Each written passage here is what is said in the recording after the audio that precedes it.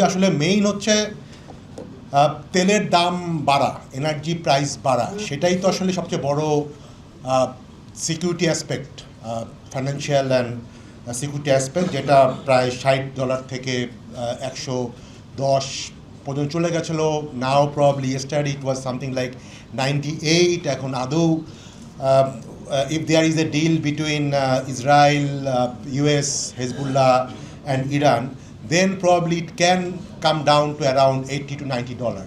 But if there is no deal in next 1 or 2 weeks, I think there is a deep possibility. Even IMF has actually given some kind of forecast that it may actually hit close to $150. So in this scenario, আসলে কি মানে আমাদের preparation, মানে আমাদের মতো একটি small country, developing কান্ট্রির preparation আসলে কী ছিল? We know that we were not at all prepare. আমি দুইটা কান্ট্রির উদাহরণ দিব, একটা হচ্ছে চায়না আর একটা হচ্ছে পাকিস্তান। দেখেন এই যে ক্রাইসিসটা হলো, অয়েল ক্রাইসিসটা হলো, these are the two Asian countries which were probably most prepared and less impacted. Why? Because for the last 10 to 15 years, they were actually diversifying their energy sources. আপনারা জানেন কিনা জানি না যে পাকিস্তানে already there is 30 to 40% of their electricity generation they come from renewable. China তো একটা significant অংশ। চায়নাতে ইভেন আপনার যত গাড়ি ব্যবহার হয়, কার্স, 50% আর অ্যাকচুয়ালি রান অন ইভি, যেটা আমেরিকাতে বোধহয় maximum less than 2 or 3%. So what we have seen that যে সকল কান্ট্রির গত 10-15 বছর ধরে they were actually transitioning from fossil to non fossil energy sources, they are much safer for such such external shocks. So this is something that we should have done.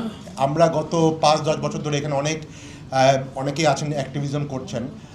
We have been like pushing that Bangladesh should actually diversify its energy sources much more from a security perspective, but we have not done. বাংলাদেশে এখনও যদি বিদেশ থেকে solar panel import করা হয়, there is still kind of 30-40% taxes. So to see, this is one of the things that we should seriously think. We have already heard that this budget may actually give lot of incentives to renewable. So I think it will be beyond the political rhetorics. আসলেই government এইটাতে drive করবে এবং there has to be very aggressive target for having, like, for reducing dependency on fossil fuel at least 20-30% in next 2 to 3 years. This is one thing. And another is basically what we have been talking about, এবং ওয়ারেশ ভাই এটা নিয়ে অনেকক্ষণ কথা বলেছেন, যে আমাদের আসলে security is much more like economic security যদি বলি, much more internal than kind of external. Some of the things, Iran war না হলেও কিন্তু those would have been very live. One of the things that he mentioned about very high kind of debt burden, and আমাদের প্রেজেন্টেশনের মধ্যেও কিন্তু এটা দেখলাম যে বাংলাদেশের ডেট বার্ডেন এবং আমাদের ওভারঅল যে অ্যানুয়াল রেভিনিউ বাজেটের একটা বড় অংশ, almost if I am not wrong, more than 1/3 goes for interest cost and other things. এবং যেভাবে ইন্টারেস্ট রেট বাড়ছে, এই জিনিসটা কিন্তু দিনে দিনে আরও বাড়বে। তো আলটিমেটলি গভর্নমেন্ট একটা যেটা বলে দুষ্টচক্রের মধ্যে, যে লোন নিচ্ছে খরচ করার জন্য, ওটাতে ইন্টারেস্ট বাড়ছে, সেটার জন্য আবার লোন নিতে হচ্ছে। এই খরচের মানে এই লোন বার্ডেনের জন্য আলটিমেটলি কিন্তু আমাদের মানে development expenditure has to be shark. আমরা জানি গত এই কারেন্ট ফাইন্যান্সিয়াল ইয়ারে it is almost 50% than what is budgeted. So এই জিনিসগুলো কিন্তু হবেই। আলটিমেটলি গভর্নমেন্ট এখন আসলে মানে যেটা দেখা যাচ্ছে যে প্রাইভেট সেক্টর লোন পাচ্ছে না। আমি জানি না আপনারা খেয়াল করেছেন কি না, there is a very interesting thing. Every businessman you ask, they will say that our business is down in last 2 years. But if you follow the bank balance sheets, Bangladesh's top 10 or 15 bank balance sheets, they have actually done record profits. Why? Be it Citibank, be it Bragg Bank, be it Prime Bank, I'm not talking about the problem bank. All of them have actually earned record profit in 2025. Why? not economy is going down, business are going down, but bank profit is going up.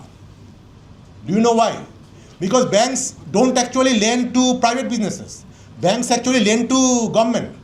All the money are being actually sucked by government itself for running its expenses. So এই জিনিসটা কিন্তু হচ্ছে, এটা গত 2-3 বছর ধরেই হচ্ছে, মানে আইজি আমল থেকেই হচ্ছে।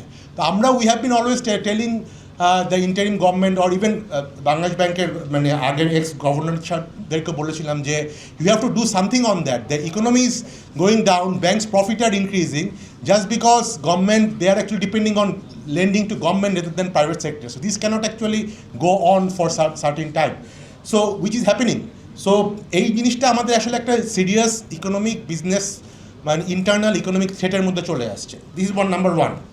Second is the thing that also Waresh ভাই actually touched on is the unemployment issue. যেহেতু আমি এই আনএমপ্লয়মেন্ট বা এমপ্লয়মেন্ট সিনারিওতে কাজ করি, সেখানেও তো একটু 2 মিনিট কথা বলবো। দেখেন বাংলাদেশের the thing that we actually had in 2024 August, this was a kind of what was the trigger point? If we can recall, go 2 years back, the trigger point was youth unemployment. And youth, which youth? Educated youth. বাংলাদেশে এখন প্রতি বছর 21 লক্ষ লোক job মার্কেটে ঢুকে, and you know what, এই 21 লক্ষের মধ্যে 7 থেকে 8 লক্ষ লোক হচ্ছে গ্র্যাজুয়েট। প্রতি বছর যে 21 লক্ষ লোক ঢুকে তার 7 থেকে 8 লক্ষ লোক ছেলেমেয়ে, এই ইয়াং ছেলেমেয়েরা হচ্ছে গ্র্যাজুয়েট। আজ থেকে 15-20 বছর আগে এই নাম্বারটা ছিল মাত্র 2-3 লাখ, তখনও 20-21 লাখ লোক জব মার্কেটে ঢুকতো, কিন্তু তখন মাত্র 2-3 লক্ষ লোক গ্র্যাজুয়েট হয়ে বার হতো। বাট শেখ হাসিনার সময়ে একেবারে মানে অলমোস্ট পাড়া মহল্লা থেকে শুরু করে উপজেলা, গ্রাম, ইউনিয়ন পর্যায়ে এই বিভিন্ন ধরনের কলেজ, টার্সিয়ারি কলেজ যেটাকে বলে, ন্যাশনাল ইউনিভার্সিটির আন্ডারে তৈরি করে দেওয়ার সুযোগ করা হলো। And there are 2200 colleges under National University, ওয়ার্ল্ডের one of the largest university এখন বলা হয়। 2200 মতো কলেজ আছে, যাদের থেকে প্রায় প্রতি বছর ওয়ারেশ ভাই বলল 5 থেকে 6 লক্ষ লোক শুধু গ্র্যাজুয়েট বার হয়। পাবলিক ইউনিভার্সিটি মানে লাইক ঢাকা ইউনিভার্সিটি, খুলনা, চিরাং, এই টাইপের ইউনিভার্সিটি এবং প্রাইভেট ইউনিভার্সিটি যেগুলো ঢাকায় আছে, সেখান থেকে ম্যাক্সিমাম বছরে 1.5 লক্ষ ছাত্রছাত্রী বার হয়। কিন্তু মেজর অংশ প্রায় 70% কিন্তু বার হচ্ছে আপনার এই ন্যাশনাল ইউনিভার্সিটির 2200 কলেজ থেকে। And study says, our study and also other BIDS and other studies that almost 50 to 60% of these national university graduates remain unemployed. তো এরা যখন আনএমপ্লয়েড থাকবে, এদের জন্য 2টা রাস্তা আছে। একটা হচ্ছে তারা বিভিন্ন পলিটিক্যাল পার্টির লোকজনের সাথে দেখবেন যে কোনো এখন একটা ছোটোখাটো নেতা থাকলেও তার পিছনে 100-200 ছেলেপেলে, এবং এদের দেখবেন সবাই কিন্তু পড়াশোনা করা ছেলেপেলে ঘুরে। অথবা যারা frustrated, they take to the streets. So this is এর ইন্টারনাল থিং, মানে আমাদের একটা পর্যায়ে কিন্তু that explodes, and things like August actually happens not because political dimension only, there is also economic dimension for this type of social things to happen. So আমাদের মানে যদি চিন্তা করি ওভারঅল, আমাদের ইকোনমিক অ্যান্ড ইকোনমির সাথে যে সিকিউরিটির যে একটা ডোমেস্টিক সিকিউরিটির যে একটা রিলেশনশিপ, এটা অনেক ক্ষেত্রে আমরা রিয়েলাইজ করি না। তো সেই জায়গাটাতে আমার কাছে মনে হয় যে আমাদের সামহাও এই এডুকেটেড যারা ইউথ বার হচ্ছে, এদেরকে ইকোনমিক অ্যাক্টিভিটির মধ্যে আনাটা খুব ইম্পর্টেন্ট। এখন আমরা কথা বলছি অনলাইন গ্যাম্বলিং নিয়ে, নতুন আইনও তৈরি হবে শুনছি। দেখেন অনলাইন গ্যাম্বলিং আপনি জিজ্ঞাসা করেন গ্রামে গঞ্জের ছেলেপেলেদের, ওরা মনে করে this is a business, because they don't have any other thing to do, they don't have any other gainful employment to get in to. So they think that it is a business. আমি stock মার্কেটে যেভাবে আমি টাকা ঢালি, টাকা লসও হতে পারে, লাভ হতে পারে, so they think that it is a business. সো তাদের বাবা মাকেও বলে আমার কিছু টাকা দাও, 50,000 টাকা দাও, 1 লাখ টাকা দাও, আমি অনলাইনে ব্যবসা করবো। বাবা মা তো বুঝে না এটা আসলে গ্যাম্বলিং নাকি। So this are some of the things যেটা আসলে আমরা শহরে থেকে অনেক ক্ষেত্রে বুঝি না, একেবারে গ্রামে গঞ্জে কিন্তু এটা প্যান্ডামিক আকারে ছড়িয়ে গেছে। And this are actually going to have domestic security implication in the, it is already having and it will actually be much more in the future unless we actually solve it. So 1 কোটি job তৈরি তো করতেই হবে, কিন্তু কীভাবে করতে হবে I am not sure what this budget will actually give. We will of course wait for the thing. So আমি শুধু একটা ব্যাপার শুধু বলবো, শেষ করবো, যেটা there are some other speakers, যে আমরা মানে of course Iran war has actually impacted a lot of things, and this government in a sense is a little bit unfortunate to actually encounter this in only 1 month after it came to power, but this is a reality. অন্যান্য কান্ট্রিতেও কিন্তু এরকম একটা ব্যাপারকে তারা handle করার চেষ্টা করতেছে। মানে একটু আগে দেখানো হলো যে মানে অন্যান্য কান্ট্রি লাইক ইন্ডিয়া, চায়না এবং আদার কান্ট্রিজ তাদের ইকোনমিক থিং, বাট ইন্টারেস্টিংলি আপনি দেখবেন ইন্ডিয়াতে আমাদের পার্শ্ববর্তী দেশ ভারতে কিন্তু সেইভাবে অত ইম্প্যাক্ট হয় নাই। কিন্তু গত 2 সপ্তাহ আগে Indian prime minister mister Modi actually said to the public that we need two cut down expenses, we need to buy less gold, we need to save more dollar, whatever. And he has also urged the countrymen to get united, to be much more sensitive to the time. Unfortunately, we have not seen, frankly jodi boli, we have not seen our government to actually accept the reality that we are in a very difficult situation. And we are going to be a much more difficult situation. Unless we realise that thing. প্রায় দেখা যায় যে আমাদের বিদ্যুৎ মন্ত্রী বলে দেশে enough তেল আছে, ফাইন, দেশে তেল আছে, কিন্তু মানে অল্প কিছুতেই যে কী রকমের ঝামেলা তৈরি হয় উই হ্যাভ অ্যাকচুয়ালি সিন 1-1.5 মাস আগে।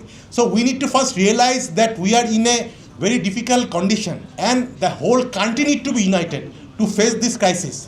সেই জায়গাটাতে সবচেয়ে বড় যদি হয়, আমার থেকে আপনারা ভালো জানেন এখানে যারা ডিফেন্সে আছেন, যে in this type of situations the only thing that can actually pull the country out of such thing is basically national unity, then a national political unity. I will be 30 seconds. So আমাদের সবচেয়ে বেশি সমস্যা হচ্ছে যে it was a historic opportunity for us after the revolution, after the August revolution, to be a kind of united country. And আমরা দেখেছি যে 1 বছর ধরে একটা জাতীয় কনসেনসাস হয়েছিল, ঐক্যমত্য কমিশন হয়েছিল, সেখানে একটা বেশ কিছু জিনিসের মানে সবাই মিলে, এখানে সারোয়ার তুষার আছেন এবং অনেকে মিলে একটা রোড ম্যাপ তৈরি করেছিল, জুলাই সনদ বলেন, তার উপর ভিত্তি করে গণভোট হলো। Unfortunately we have seen the government to actually overlook that referendum. So referendum could have been the base of that national unity, যেটা আমাদেরকে এই কঠিন সময়ে এগিয়ে নিতে পারতো। সো আমি এখনও রিকোয়েস্ট করব সরকারকে, সামনের সময়গুলো আরও অনেক কঠিন হবে। So you please try to have that, force that national unity so that we can actually come out of this tough situation in the coming months and years. Thanks a lot.